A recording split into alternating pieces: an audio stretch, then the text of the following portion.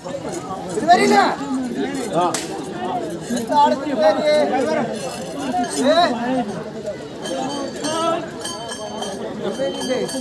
എന്താ തിരുമേനി? അമ്മയുടെ വിശ്വരൂപം കണ്ടിട്ട് ഭയമുണ്ടോ? ഇല്ലേ, കോലം തികഞ്ഞ മാതാവായിട്ട് അമ്മ അരകിന് ഉദ്ഭേദമായിട്ട് കൈയെടുത്തതാ ആണല്ലോ. അഖിലാണ്ട കോടി ബ്രഹ്മാണ്ടങ്ങൾക്ക് താഴികയായിരിക്കുന്ന ഈ പരബ്രഹ്മസ്വരൂപിയായിരിക്കുന്ന അമ്മ അരകിന് ഉദ്ഭേദമായിട്ട് കൈയെടുത്ത് കഴിഞ്ഞാൽ അല്ലേ, ഈ സൂര്യവംശക്കാരുടെ സഭയെങ്കിൽ വസിഷ്ഠ മഹർഷി കൈയെടുത്ത പ്രകാരം അല്ലേ, അല്പം ആണല്ലോ, അല്പം അല്ലേ തിരുമേനി? ആയതുകൊണ്ട് ഇന്നത്തെ ദിവസം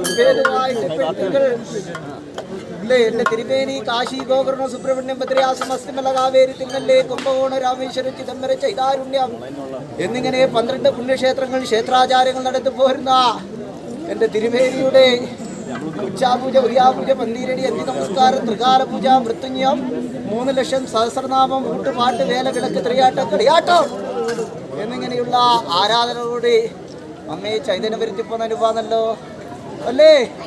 ആയതുകൊണ്ട് ഇന്നത്തെ ദിവസം ഭേദമായിട്ട് അമ്മ ഏവരുടെയും പ്രാർത്ഥനയുടെ ഫലം കൊണ്ട് കോലം തികഞ്ഞ് നിന്നതാ ആണല്ലോ അല്ലേ. ആയതുകൊണ്ട് കളിയിട്ട് കാലതാമസം കൂടാതെ കൊണ്ടോ അമ്മ തിരുമുടിയുടെ ഭാരം തീർക്ക അല്ലേ. നാടുവാഴ്ചമാരെ ഇല്ലേ? എന്താ നാടുവാഴ്ചമാരെ?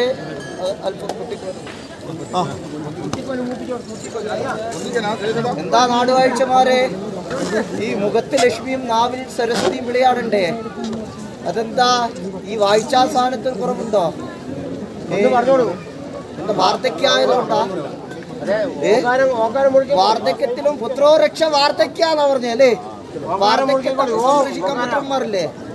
പിന്നെ എന്താ ഒരു മുഖത്ത് ലക്ഷ്മി ഉണ്ടെങ്കിലല്ലേ നമുക്ക് അമ്മേന്റെ അടുത്ത് സന്തോഷം ഉണ്ടാവും. എന്താ അമ്മേന്റെ വിശ്വരൂപം കണ്ടിട്ടാ?